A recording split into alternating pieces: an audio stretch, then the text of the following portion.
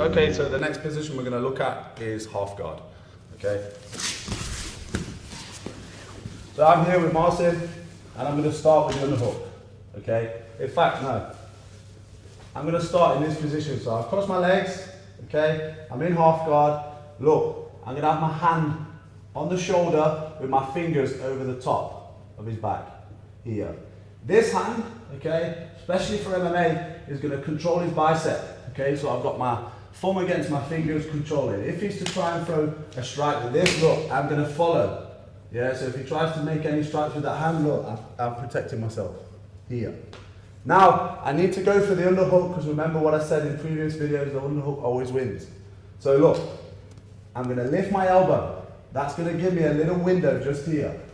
What I'm going to do is circle my hand underneath, and now I've got the underhook here. So watch again. Hand on his shoulder, fingers at the top, constantly blocking and defending here. So watch.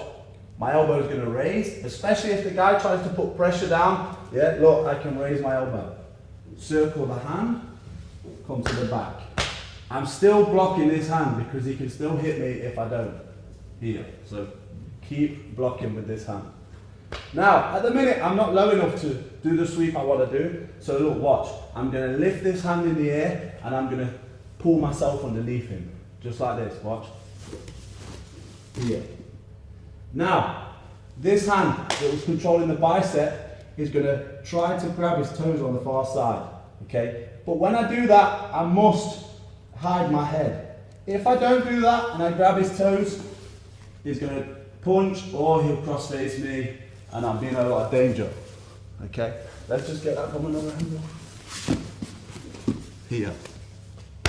So I've got the underhook, I've got the bicep. I need to move my body nice and low, okay, and reach for that foot. When I reach for that foot, I must hide my head. So I'm going to reach, hide my head. Now it's hard for him to try to get cross face or anything like that. When I grab his toes, I grab his little toe, wrap my fingers around. Now I need to pull his toes towards his bum and look, reach and grab with the other hand.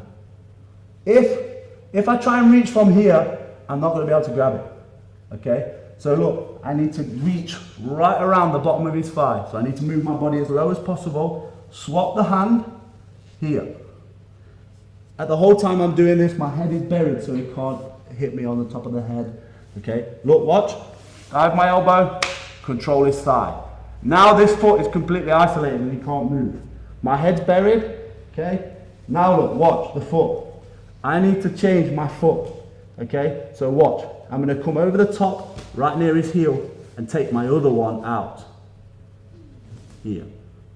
So look. Now I'm gonna drag his heel all the way across the floor, and it puts a little bit of pressure on his knee. I can lift.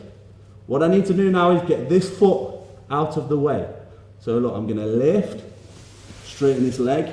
Now you can see he's got no base on this side. Okay, I'm going to keep lifting this foot. I'm going to go towards my toes and drive this way. The position's not over because I've not passed. So look, from here, I'm going to take this leg behind, pop his heel off. Come to the side. A big mistake a lot of people do here, okay, is they just let go and start going here. I don't want to do that because Marcin can hip away. So I'm here. I need to let go step by step. So watch. The hand that's on top of the shin is going to come off, okay, and I'm going to hug his hip. And I'm going to keep my elbow pushing him towards me. Okay, that way when I release this hook, he can't move away. If he tries to move away, I've got my elbow controlling him. Now, all I do, come around the neck, under, move my body up, and I'm back inside control.